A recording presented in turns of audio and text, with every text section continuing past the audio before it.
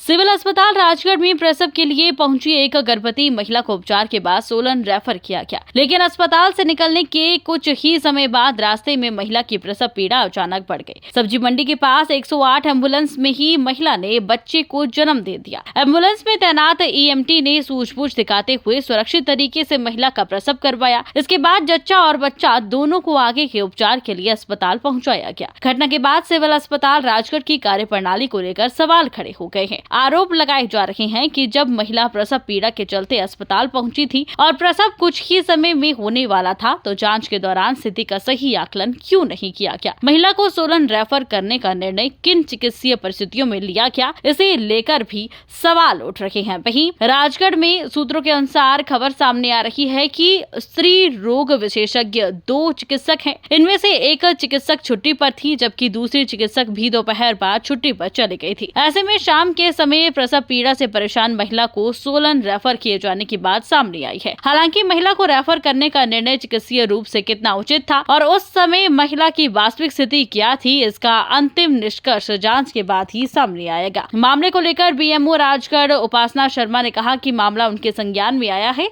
उन्होंने बताया कि पूरे मामले की जाँच के लिए कमेटी का गठन कर दिया गया है। आपसे जानना चाहेंगे, जो ये पिछले कल 108 एम्बुलेंस में एक महिला का प्रसव हुआ है हॉस्पिटल से कुछ ही दूरी पर, तो इसके बारे में आप क्या कहेंगे?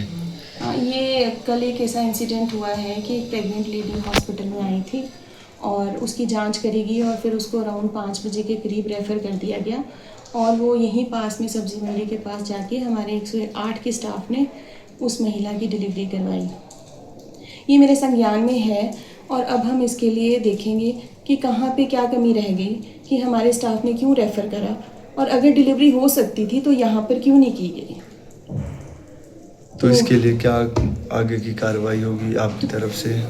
हाँ जी, तो हम इसके लिए एक कमेटी बिठाएंगे, सारा रिकॉर्ड देखेंगे, कंसर्न डॉक्टर्स और स्टाफ की स्टेटमेंट लेंगे और फिर इसकी जांच की जाएगी। और दूसरा मैम, यहाँ पर जो सबसे बड़ी समस्या है वो अल्ट्रासाउंड मशीन को लेके आ रही है कि अल्ट्रासाउंड मशीन ख़राब है।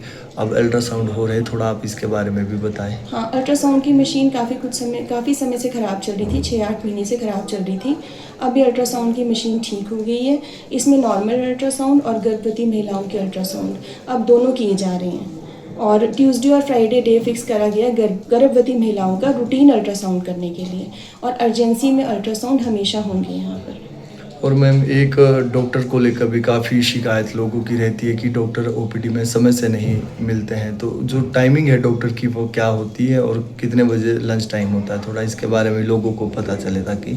देखो, हॉस्पिटल में पूरे हिमाचल में एक ही टाइमिंग्स हैं, 9:30 से लेके 1:30 तक और 1:30 से 2 हमारा लंच होता है और 2 to 4 डॉक्टर्स अपनी सेवाएं फिर से देते हैं।